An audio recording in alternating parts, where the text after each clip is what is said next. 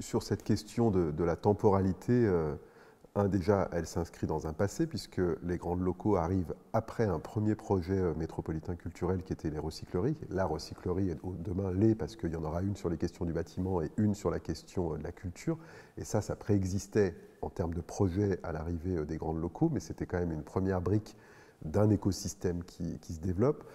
La deuxième, c'est les grands locaux. Après, ce n'était pas un projet qui est sous maîtrise d'ouvrage culture, mais il y a quand même tout le réaménagement autour de la gare de métro d'Oulin, avec l'installation autour de la ZAC d'une salle de concert avec le Ninkasi. Et c'est sûr qu'on commence à avoir une pièce, entre guillemets, urbaine et culturelle entre la Mulatière et Oulin, qui se dessine là et qui commence à avoir de l'ampleur.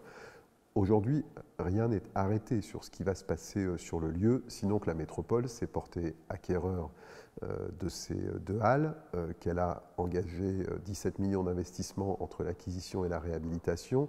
Donc il y a une forme d'évidence à imaginer que ça ne va pas être juste pour 2-3 ans, quoi.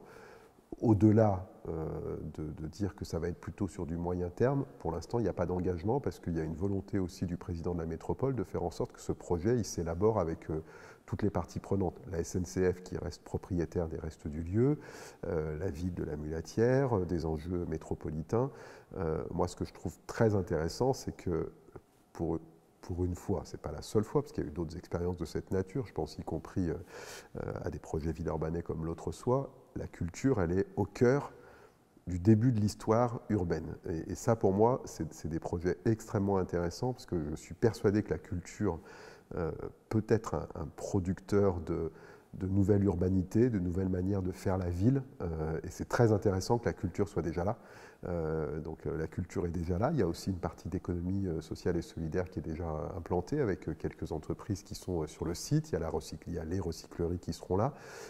Voilà, donc je pense que c'est des choses qui vont venir donner une intention, je l'espère en tout cas, qui ensuite se traduira sur le projet urbain, mais ce projet urbain, il reste encore à construire. Les seules choses qui sont stabilisées, c'est qu'on est propriétaire des halles, c'est que la SNCF souhaite faire un projet urbain, c'est que la métropole a validé la création d'une passerelle pour enjamber le Rhône, et que la ville d'Oulin a créé son propre écosystème avec la ZAC et avec l'espace Ninkasi, qui ne sera pas qu'un espace de concert, hein, qui sera un espace autour des musiques actuelles, avec plein de dimensions, studios et autres. Enfin, donc je pense que tout ça, ça met le lieu dans une dynamique qui va être extrêmement intéressante dans les années à venir.